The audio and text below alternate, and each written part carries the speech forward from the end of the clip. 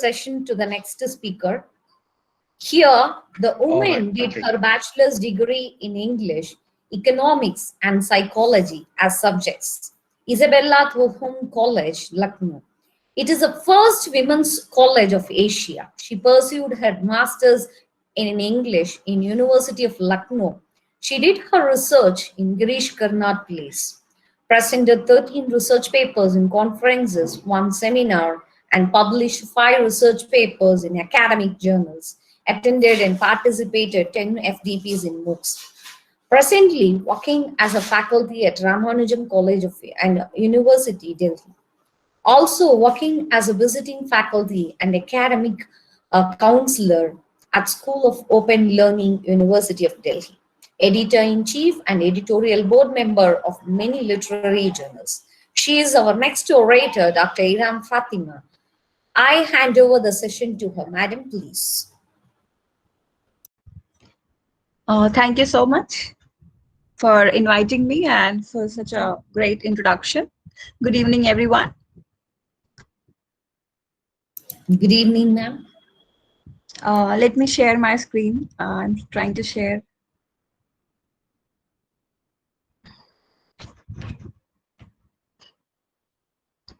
Yes. So, basically in our, in our teaching, what we basically do in teaching, it is basically, communication. What we do is communication. Even, when we are generally talking to each other, like, right now, so it is communication only.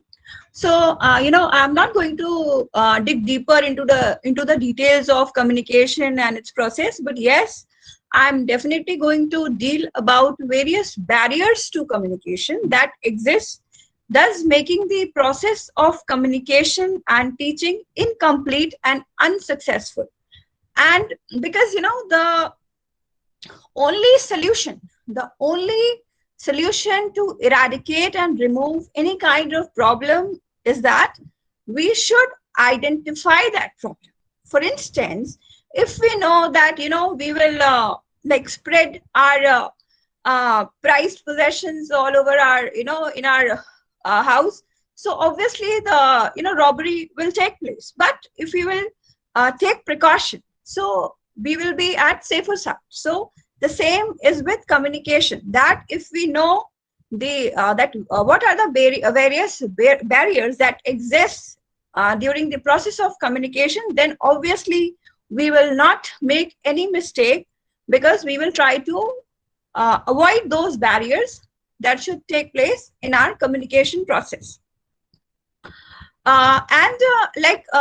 our online lecture, or in any online symposium, or in any online academic feast, there is a problem of technical glitches. So, many a times, whatever I'm speaking, whatever I'm trying to say, you won't be able to hear. So that is why, to avoid this kind of barrier, basically, I have tried to pen down everything in my PowerPoint presentation. Okay, so that even if you don't, if there are certain technical glitches at your side, so then also you will, you just need to go through the PPT and you will definitely find whatever I'm trying to say.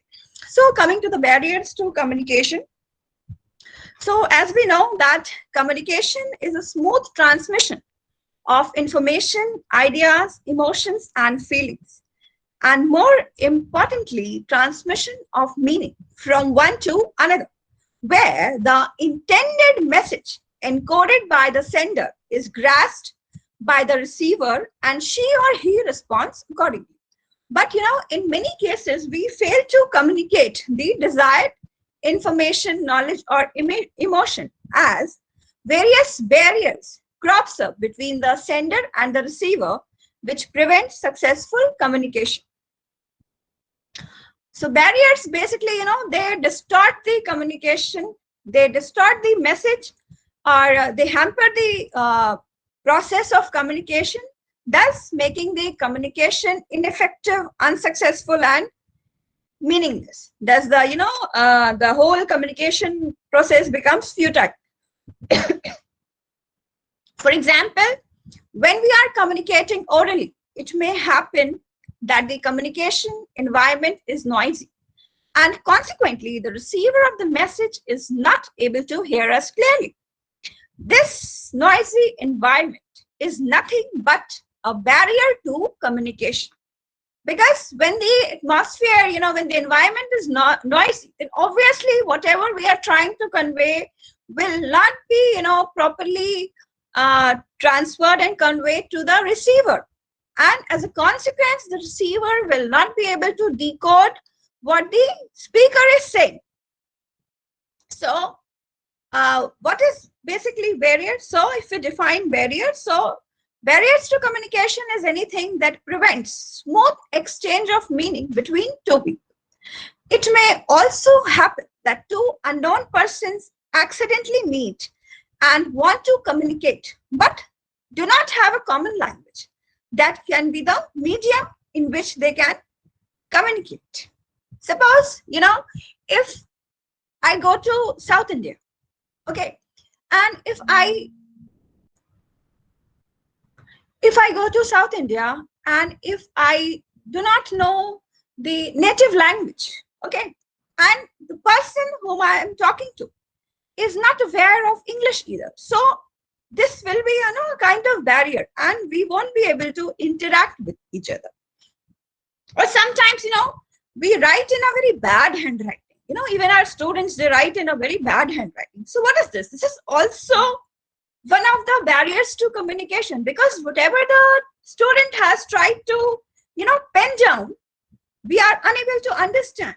So this is also one of the barriers to communication. So, or maybe when we are writing, if our handwriting is illegible, or we use very subject-specific jargon, which the receiver has no knowledge of, and then the communication would not achieve its desired goal. Suppose you go to a doctor, you go to any doctor, and the doctor, without realizing your background, simply says that you need to take the medicine SOS, and the doctor doesn't know that whether you are aware of the word SOS or not, because the SOS basically means during an emergency, but it is not necessary that the patient is aware of this, the meaning of this word. So we should be very specific, and we should not use any subject specific jargon, because this will again going to create barrier to communication.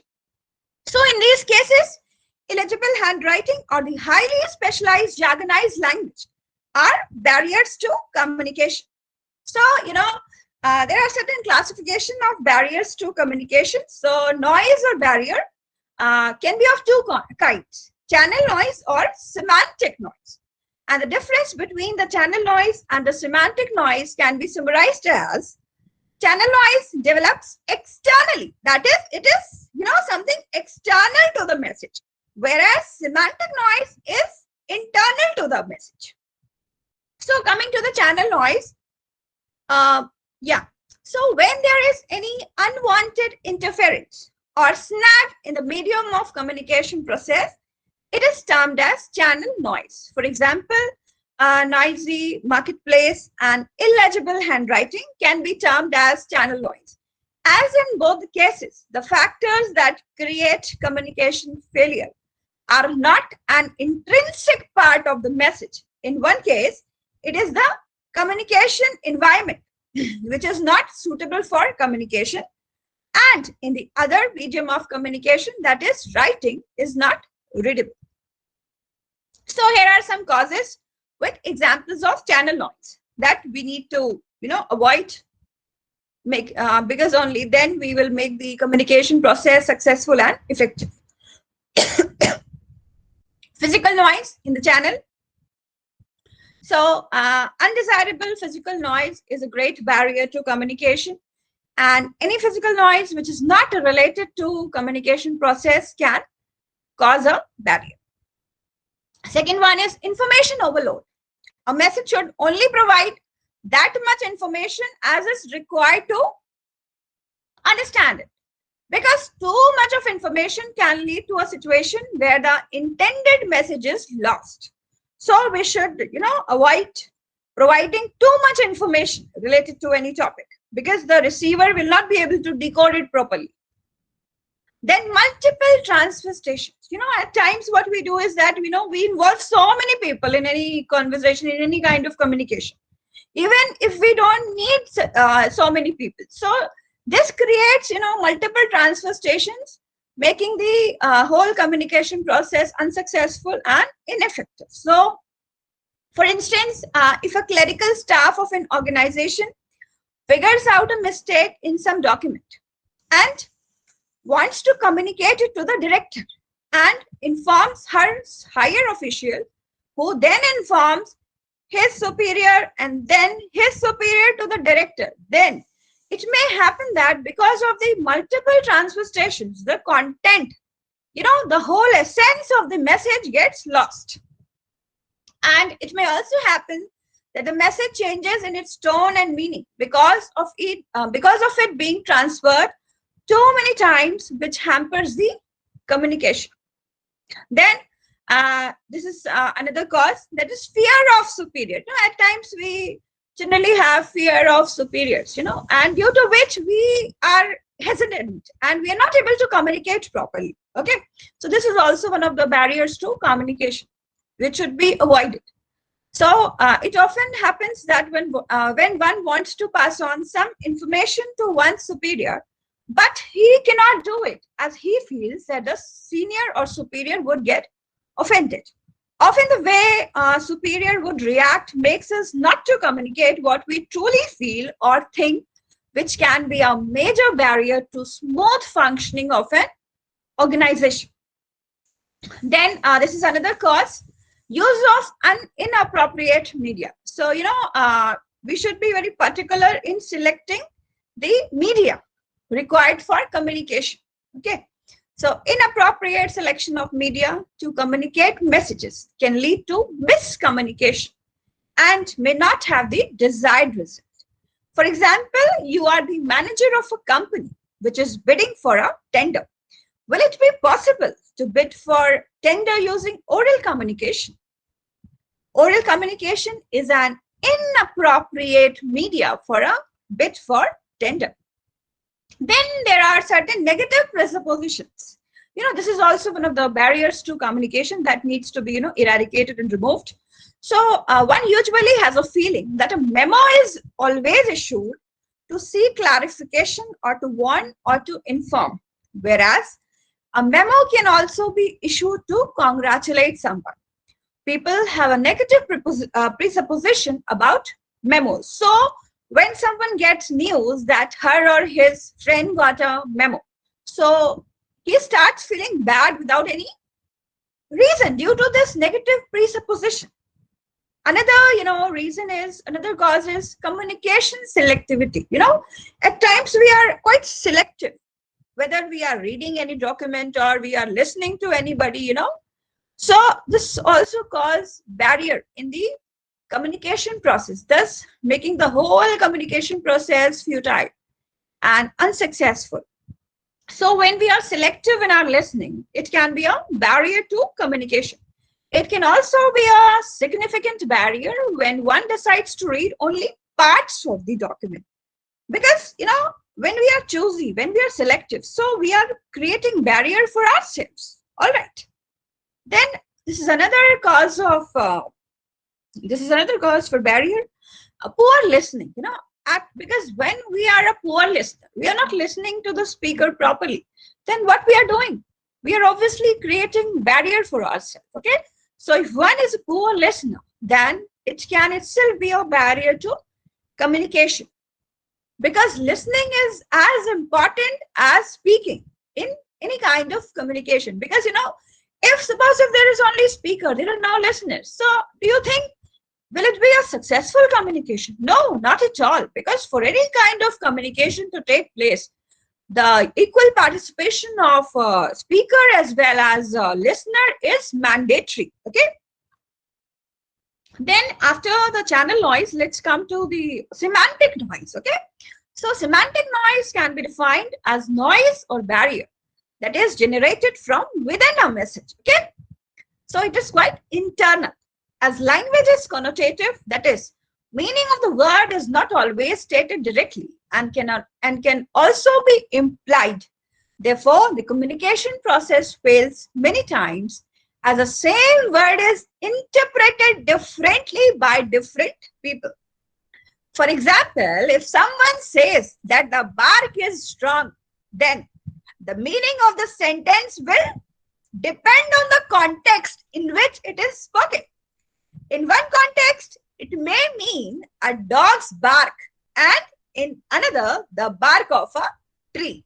So, if the context is not given to us, then the meaning becomes inaccessible. Sometimes, ambiguity in the language may also cause semantic noise. For example, if one says, I saw Ravi going with some old men and women, one is not sure whether the adjective old applies to the men or also to the women.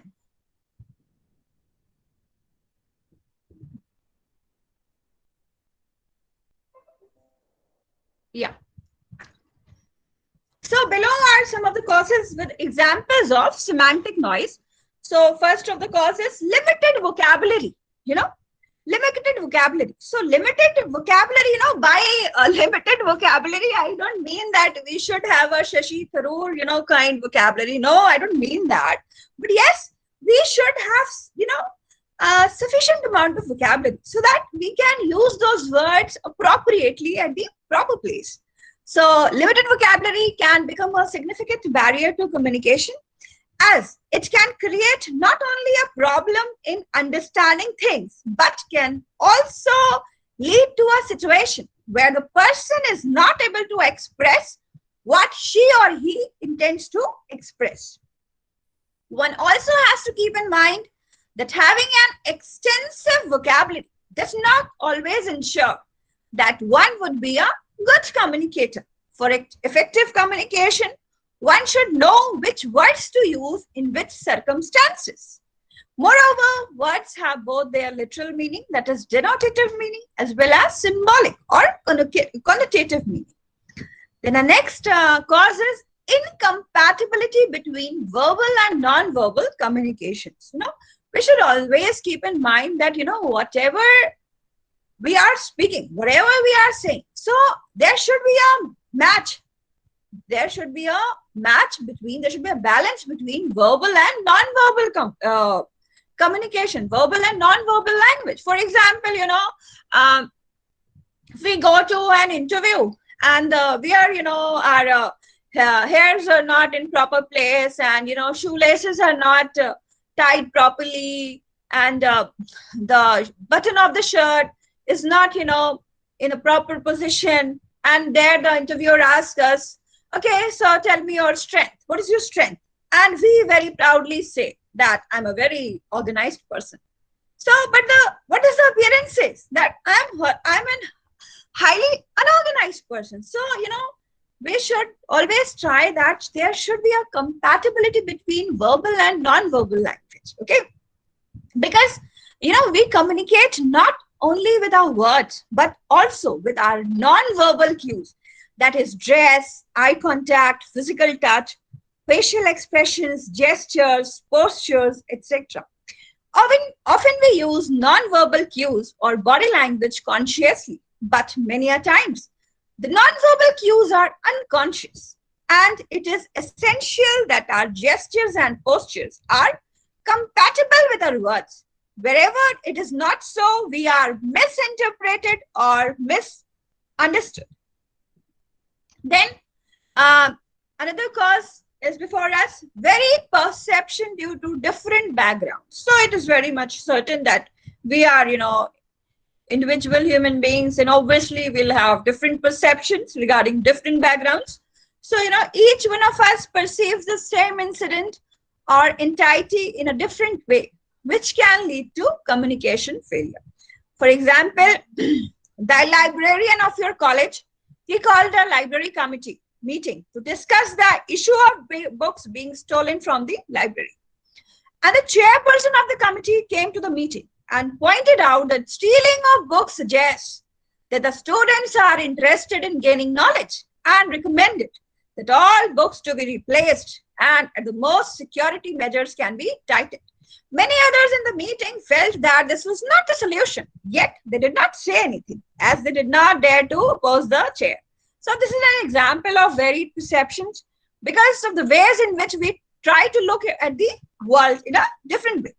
Then we have another cause, which is blocked categories, or it is also known as categorical thinking. In general, we react positively to an information only if it is in consonance with our own views and attitudes. Conversely, when we receive information that does not conform to our personal views, habits, and attitudes, or appears unfavorable to us, we tend to react negatively or even disbelieve it. For example, you think that you can never deal with matters related to accounts as you are very poor in that. So whenever any document reaches you from the account section, you immediately pass on the work to someone else, thinking that you will not be able to handle it. So this is an example of blocked categories. Then another cause is wrong assumptions and inferences. So wrong assumptions can also lead to miscommunication. Here again, I have an example for you all so that it will be quite easier to understand this whole concept. Suppose there is a string of letters that are written by two departments regarding a certain issue, and one department writes a letter to the other department without referring to the earlier communications. In this regard, when the head of the other department has changed. So there is always a chance that the letter would not serve its purpose. Then another cause is emotional, psychosocial, or unsettled state. So it is true that none of us can be unemotional, as emotions are an integral part of human life. But when emotions are not moderated, then they can become a barrier to communication. It can lead to a situation where one reacts negatively to situations which can act as barriers to communications. So there are some more causes and ways of semantic noise. So one is jargon. So sometimes technical personnel use jargons to convey the message, but if the speaker belongs to some other field, he or she may have different definition of the terminology, which again acts as a semantic noise. Then incorrect pronunciation. Some words are written in one way and spoken in another. So this difference leads to another meaning of the word, which causes confusion and misunderstanding. So the incorrect pronunciation of the word by the speaker acts as semantic noise. Then faulty translation, it is also one of the causes, and it creates barriers to communication. So all of us are multilingual. We live in multicultural country. So we use different language while dealing with different people. Sometimes we need to translate the message into another language, which needs high level of linguistic proficiency. Faulty translation or approximate understanding of words can lead to confusion and misunderstanding. Sometimes the speaker does not make analysis of the audience before the delivery. So this state is also termed as semantic noise. Then again, coming back to information overload. So transmission of excessive information refers to information overload. Too much information confuses the receiver and leads to errors.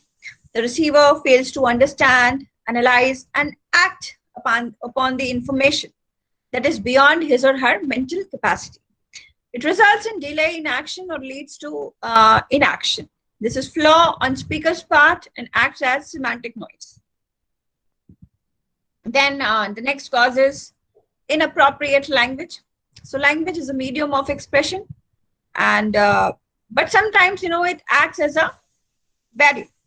Limited vocabulary or poorly chosen words can lead to wrong meaning. Moreover, words have different meanings in different contexts, and selection of words that do not suit the occasion or context is termed as semantic noise. Here are certain more varieties of noise, or you can also say barriers. So next one is physical noise.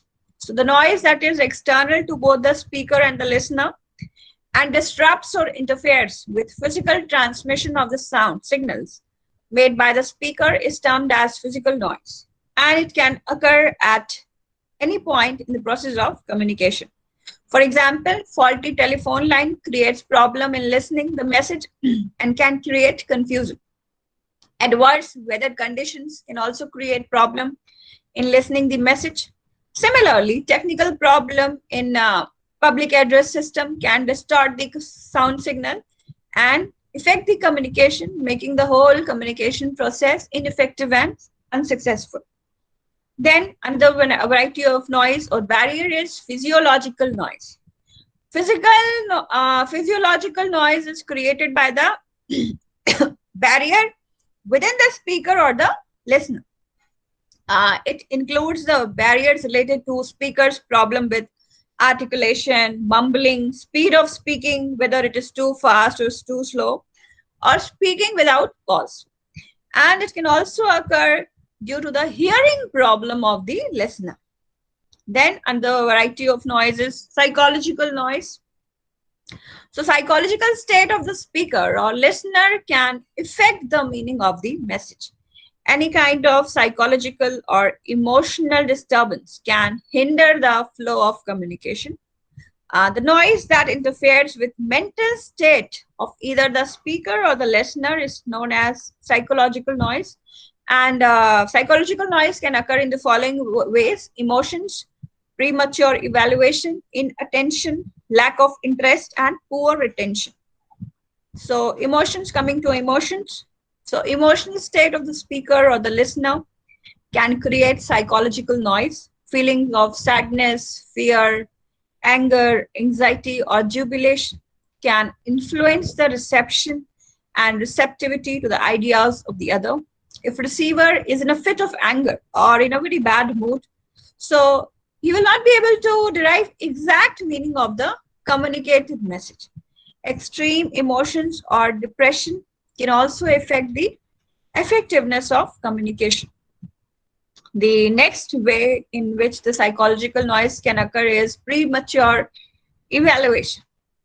What happens is that sometimes the listener forms his or her opinion before receiving the complete message. We formulate something in our mind, even if the whole message is not complete, if the speaker is still in the process of speaking, but still, we form our own opinion. So this also creates barrier. This judgment based on incomplete information is likely to be wrong, and such premature evaluation prevents effective communication and it acts as psychological noise. Then the another way in which psychological noise can occur is inattention. So obviously it is very essential that we should pay proper attention to whatever the speaker is speaking, because only then we will be able to grasp the whole content, grasp the whole meaning, or only then we will be able to decode the whole message. So it is essential for a listener to pay proper attention to the message. If the listener is occupied with some other work or unwilling or unable to listen, then he may receive partial message. So he may not be able to understand the intended meaning of the message, and he may derive wrong meaning. Thus, inattention acts as psychological noise. Then the another cause is poor retention. So retention is also very important during interaction. So the speaker needs to memorize the facts to present before the listener. And if he or she forgets the matter, the message will be incomplete. So it is also related to psychological noise. Then comes lack of interest. So receiver's interest is, it is of utmost importance for any kind of effective communication. If the receiver is interested in the communication or the subject matter is of his or her interest, then he or she will pay proper attention and receive the information enthusiastically. Suppose if we talk about cricket match, we talk about Virat Kohli, and if some of you are interested in cricket, then obviously you will find interest in the talk. But if some of you are if you don't like, if cricket is not your favorite sport, then obviously you won't find any interest in the whole talk. So in this way, you'll create a barrier for yourself, and you will probably miss some important content of the talk. So yeah, so if the receiver is not interested or the subject matter is not of her or his interest, then she or he will not pay due attention. And in this way, lack of interest acts as psychological noise. Then another cause is, another kind of noise or barrier is mechanical failure. Mechanical failure. So mechanical equipments play an important role in the communication of messages. And in case of, large audience or long distance between the speaker and the listener, some mechanical equipment is required to communicate a message. And any kind of anomaly, any kind of defect in the equipment or part breakdown can lead to communication failure. Moreover, the wrong choice of equipment can also lead to miscommunication, creating barrier for the listeners. So once again, I'll come to classification of barriers, because now I'll broadly define the levels of communication that we need to, know. So a barrier, it acts like a sieve, allowing only part of the message to filter through. And as a result, the desired response is not achieved. So to communicate smoothly and effectively in an organization, irrespective of your position, you need to know how barriers operate, why they cause misunderstanding, and how to minimize their negative impact. How often have you said, I meant to say this and not that? It happens many a times with us that we need to clarify ourselves. After we have said something, we have uttered any word, we have uttered any sentence, we simply clarify ourselves. So even with the best intentions, communication barriers crop up and our written and spoken messages are misunderstood. So if we classify barriers according to the processes of message formation and delivery, we can identify three types: intrapersonal barrier, interpersonal barrier, and organizational barrier. So coming to intrapersonal barriers. So, before coming to intrapersonal barrier, let me introduce this word. Though most of you, you're already aware of this word, but let me, recapitulate about it for those who do not know. So basically, intrapersonal is is one of the levels of communication. And what happens, in this kind of communication is this, that, we talk to ourselves, so intrapersonal communication is basically, inner talk, self-talk, whenever we are in any dilemma, or, whenever we are facing any problem, we generally talk to ourselves, because we are our own counsel. We talk to ourselves, we think, and then we, come to any conclusion. So this is basically intrapersonal communication. So now let's see what intrapersonal barrier is. Okay, because I just wanted to give a brief background about intrapersonal communication so that there won't be any trouble in understanding this. Otherwise, it will again be a kind of barrier for you all. So individuals are unique because of differences in perceptions, experiences, education, culture, personality, etc. And each of us interprets the same information in different ways. Why? Because our thinking varies. We are different human beings, These differences lead to certain inbuilt or intrapersonal barriers. So, basically the barriers that take place at our own level is termed as intrapersonal barrier. So let us explore all the common causes that lead to these intrapersonal barriers. So wrong assumptions, wrong interferences, varied perceptions, blocked categories, differing background, categorical thinking. So wrong assumptions, this example I've already given, that many barriers, they stem from wrong assumptions. For example, when a doctor tells a patient that he has to take some medicine only SOS, that is during an emergency, without even knowing whether the patient understands the term SOS. So what the doctor is doing, she or he is creating a barrier in their communication. So here the doctor has made a wrong assumption about her patient's level of knowledge, which she or he should not do. Then comes varied perceptions. This is another cause of intrapersonal barrier. So, we all know the story of the 6 blind men and their description of an elephant. There was an elephant and there were 6 blind men. So since they were blind, so they were not able to see that whether it is an elephant, or they were not able to see actually what it is over there. So, and the elephant was perceived by each man as fan, a rope, a wall, a sword, a snake, and a tree, because each of the blind men, they touched the different body parts of the elephant. So everybody perceived the elephant in different way. And the best and the most surprising thing was that none of the blind men were wrong, as a part of the elephant's body touched by each man compared well with the various objects they named. Then differing backgrounds. So no two persons have the same background. This we have already dealt. And backgrounds can be different due to different education, culture, language, environment, financial status, educational status, or whatever. So, and our background, it definitely plays a significant role in how we interpret a message. And at times, something not experienced earlier is difficult to interpret or appreciate.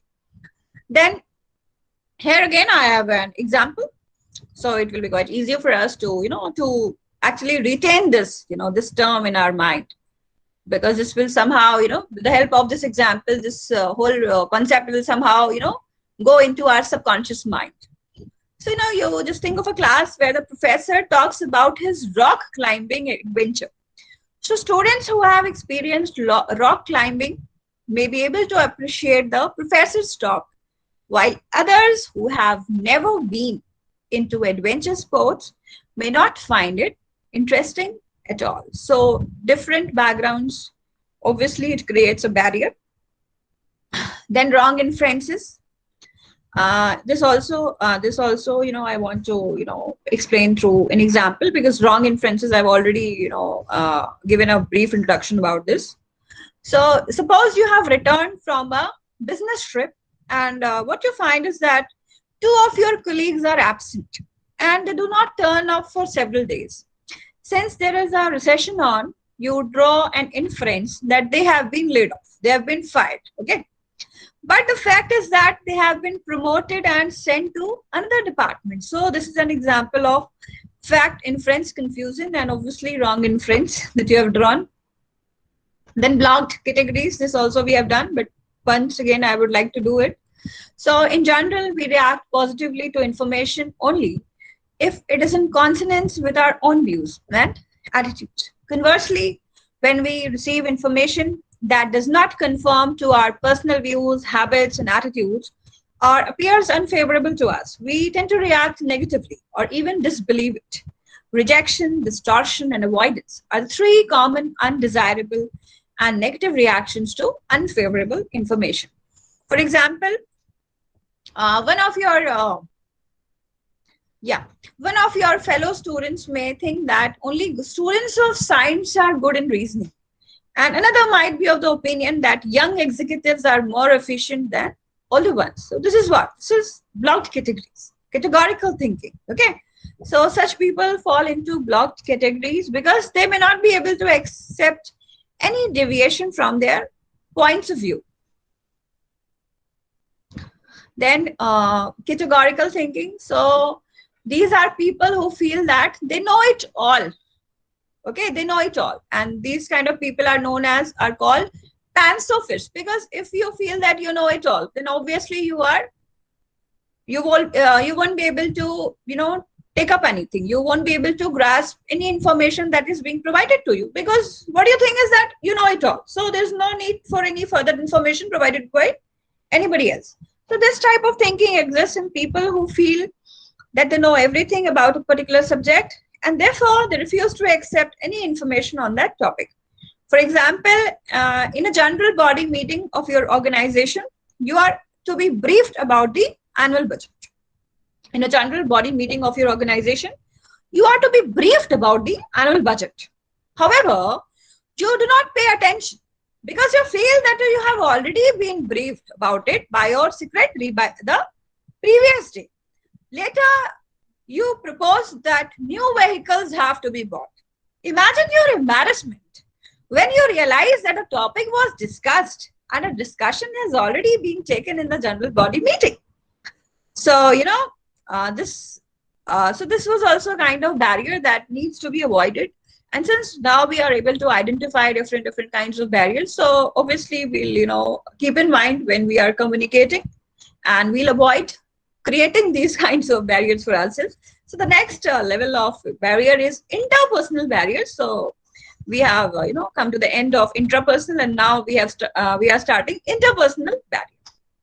So, just like intrapersonal, the word intrapersonal, I said that it is one of the levels of communication. So interpersonal communication is also one of the levels of communication, where communication takes place between two or more than two people. Okay. So intrapersonal barriers, they stem from an individual's attitudes or habits, whereas interpersonal barriers occur due to the inappropriate transaction of words between two or more people. And the two broad categories into which these barriers can be classified are inefficient communication skills and negative aspect nurturing in the climate. So I don't think so that I need to highlight or I need to elaborate on inefficient communication skills, but yes, I'll definitely highlight on negative aspect nurturing in the climate. So negative aspect nurturing in the climate, it basically refers to the situation when negative tendencies nurtured by some people affect others around them. This leads, to a barrier, as individuals, they start thinking only negative.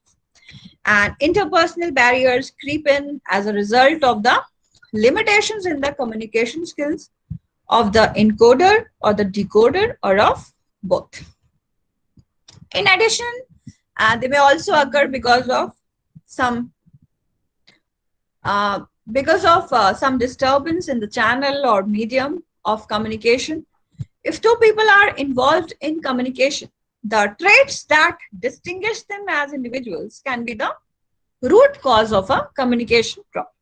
So let's come to the common reasons for interpersonal barriers: limited vocabulary, incompatibility, that is clash of verbal and non-verbal messages, emotional outburst, communication selectivity, cultural variations, poor listening skills, and noise in the channel. So limited vocabulary. So this we have already done, but yet again I'll do it in brief. So inadequate vocabulary can be a major hindrance in communication. At times we find ourselves searching for the exact word or phrase, because the word is on the tip of our tongue, but we are not able to recall that word. Okay. So at times we find ourselves searching for the exact word or phrase that would be appropriate for what we are trying to express. For example, during a speech, if you are at a loss for words, your communication will be very ineffective and you will leave a poor impression on the audience. Then, yes, incompatibility or clash of verbal and non-verbal messages. Imagine a situation where your CEO introduces the newly recruited middle-level manager to the other employees. And in a small speech, he conveys the message that he's very delighted to have the new manager appointed in his office. However, the expression on his face shows just the opposite of what he is saying. So the stark difference between the verbal and the non-verbal aspects of his communication leaves his listener feeling confused and puzzled. And if I give example, from our daily life or routine life, just layman language. So sometimes what happens is that we achieve something, and when someone congratulates us, then it is very much evident from his or her face that whether he or she is actually happy or not, because there is a clash of verbal and non-verbal messages. Though he is congratulated, but yet the facial expression says something else. Then emotional outburst. So yeah. So imagine here again, I would like to give an example. So imagine that you are the president of a well-established company. There are rumors floating amongst your employees that you have indulged in fraudulent activities. And you are fully aware that these rumors are completely baseless. However, when you are asked to address the same employees, you are unable to put your point across as you are flushed with anger. Despite the fact that you are a confident public speaker, your communication failed. Why? Because you were overwhelmed by your emotions. And in most cases, moderate level of emotional involvement intensifies communication, making it more personal. So excessive emotional involvement can be a barrier, can be an obstacle in communication. For example, extreme anger can create such an emotionally charged environment that a rational discussion becomes impossible. Then communication selectivity. Here, we have already done this, but we'll do it again. That when the receiver in a communication process pays attention only to a part of the message, then he is imposing a barrier for himself known as communication selectivity. This mainly happens due to the reason because he is interested only in that part of the message, which may be of use to him. And in such a situation, the sender is not at fault. It is the receiver who breaks the whole flow of communication. For example, a meeting held by the CEO of the company. She has called all her senior executives from various divisions, production, marketing, finance, human resource, etc. And during the meeting, she discusses diverse topics. However, she may not be able to get the entire message across to each of the participants unless she gets their undivided attention. Then cultural variations. So this is also one of the predominant interpersonal factors contributing to communication failure. As businesses, are crossing national boundaries to compete on a global scale, the outlook of the global and the domestic workforce has changed drastically. European, Asian, and American firms have expanded their businesses worldwide to create international ties, partnership, collaborations, and affiliations. Then poor listening skills. So a common obstacle or common hindrance or common barrier to communication is poor listening habits. So, and we all know the difference between listening and hearing. Hearing is basically a passive exercise, while listening requires careful attention and accurate decoding of the signals received from the speaker. Then noise in the channel. Noise basically interferes in the transmission of signals. And what is noise? Noise is basically any unwanted signal that acts as a hindrance in the flow of communication. And it is not necessarily limited to audio disturbances, but can also occur in visual, audio-visual, written, physical, or psychological forms. And all these forms of noise communicate extraneous matter, which may distract the receiver from the message and even irritate him or her. So technical or physical noise refers to the din of machines, the blare of music from a stereo system, or other such sounds which make the task of the listener difficult, creating a barrier for him. Then human noise can be experienced when, for instance, employees gather for a meeting and a member arrives late, distracting everybody's attention. Then coming to technical noise, so disturbances in telephone lines, poorly designed acoustics of a room, dim typescripts, and illegible writing are examples of technical noise. Then coming to the last level of barrier, which is organizational barrier.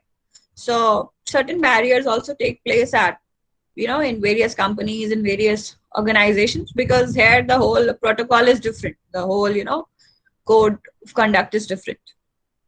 So communication barriers are not only limited to an individual or two people, but exist in entire organizations. And every organization, irrespective of its size, has its own communication technique, and each nurtures its own communication climate.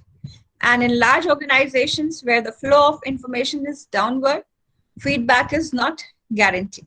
So the main organizational barriers are as follows: too many transfer stations, fear of superiors, negative tendencies, use of inappropriate media, and information overload. So too many transfer stations. So I will further elaborate on this because I've already given a brief introduction about this earlier. So the more links there are in a communication chain, the greater are the chances of miscommunication. And I have a very beautiful example, which will explain this transfer stations. So imagine, for instance, that your professor asks you to convey a message to X. Okay, you, because of some inconvenience or sheer laziness, ask your friend Y to do this job. Okay, your professor asks you to convey a message to X, but what you have done, you have asked your friend Y to do this job. Now there are 4 people involved in this communication channel. So let us see how the message gets distorted as a result of the increased number of transfer stations. Professor says, X was supposed to meet me today regarding the submission of an assignment on magnetic theory, but I want X to meet me on Friday as I'm going out of station tomorrow.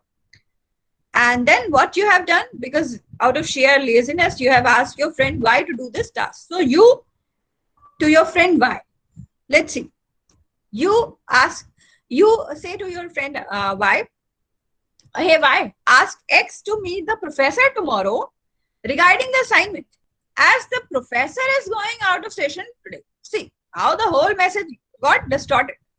Then what your friend Y said to X, see this, X, you have to meet the professor today as he will not be available tomorrow.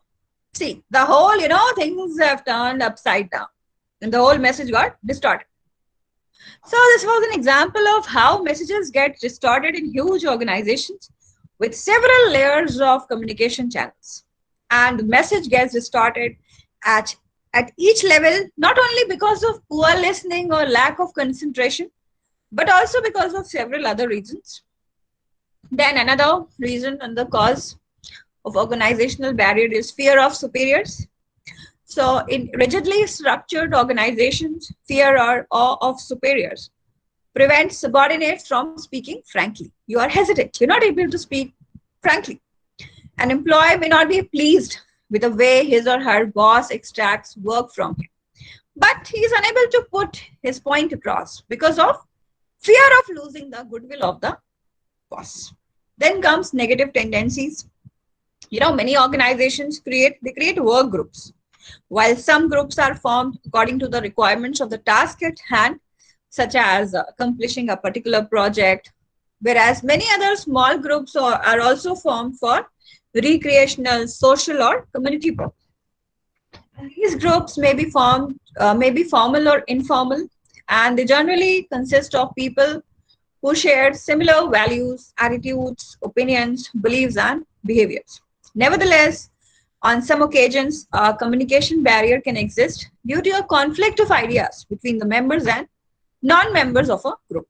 For example, the student members of the sports club of an educational institution may be annoyed with non-members who oppose the club's demand for allocating more funds to purchase sports equipment.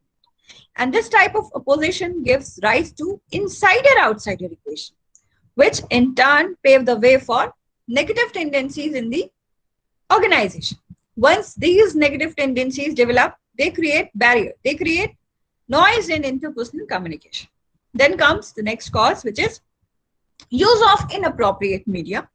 So some of the common media used in organizations are graphs, charts, telephones, fax machines, boards, emails, telephones, films and slides, computer presentations, teleconferencing, and video conferencing. And while choosing the medium for a particular occasion, the advantages, disadvantages, and potential barriers to communication must be considered. So while deciding upon the medium, the following factors should be considered: time, type of message, cost, and intended audience, who the intended audience is. So the telephone, for instance, would not be an ideal medium for conveying confidential information. Such messages are best conveyed in person, or if the receiver is located in another office, by private chat messenger. Printed letters, which provide permanence, are preferable for information which requires to be stored for future reference. Usually, a mix of media is best for effective communication. For example, after booking an order online, a follow-up call can be made to verify whether the order has been placed or not. Then the last one is information overload. So this also takes place in organizations also, and this also creates organizational barrier. So one of the major problems faced by organizations today is a decrease in efficiency resulting from manual handling of huge amount of data. So this is known as information overload. And the usual results of information overload are fatigue, decrease in interest, and boredom, because you're not able to take up, you're not able to grasp the information, the more information provided by the others. So that was all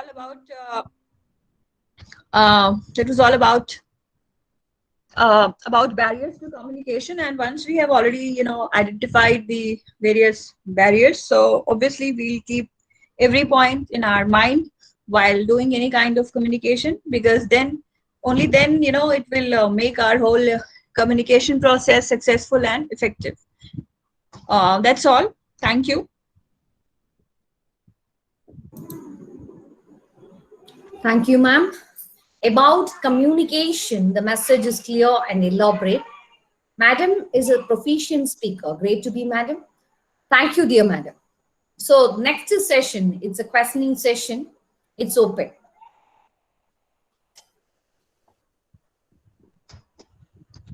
Yes, I'll share somebody requested the PPT. I'll share the PPT. I'm sharing my email ID. Kindly email me, so I'll, get back to you.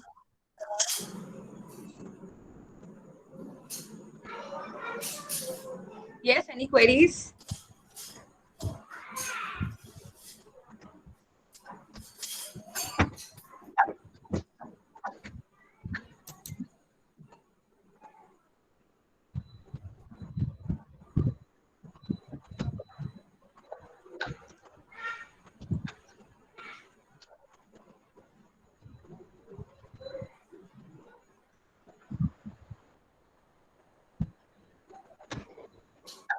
Yes, any queries?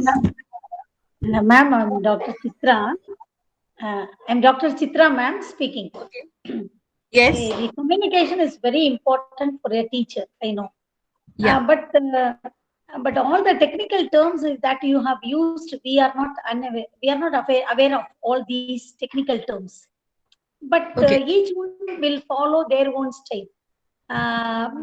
Is there any rule for a teacher to communicate with the students in that way? Because B.Ed course they may be teaching for the school children, but for the college there is no such training is given to the teachers, so that is lacking. Many of the teachers they are all very quiet, and communication is very bad, and that spoils the interest over the subject in the students. So how to overcome this, ma'am? This is it's commonly seen everywhere in each department of my college working, where I am working. So the language is one problem. That is, of course, I accept that English is a problem. But even in Tamil, the way they communicate depends on their education in, schooling and college, everywhere. So how to develop that? For the teachers, special attention must be given. No. Yeah, for that, what I usually do, because even my students, they're from different countries. They are from Bhutan, they are from Afghanistan. So what I basically do is that, I try to encourage them, because motivation is something that every student needs, whether they are at school level or at college level, if you are able to motivate them, if you are able to encourage them, then trust me, they will definitely follow your footsteps. There are many students of mine who are from South India, and they are, they don't know English, but they personally contact me that, ma'am, how to do this, how to do that. So you need to be, go a little bit personal with those students, because that is how, you'll be able to communicate with them. You need to understand their background, and then you need to interact with them accordingly, because this is the only solution so far that I have actually applied in my teaching.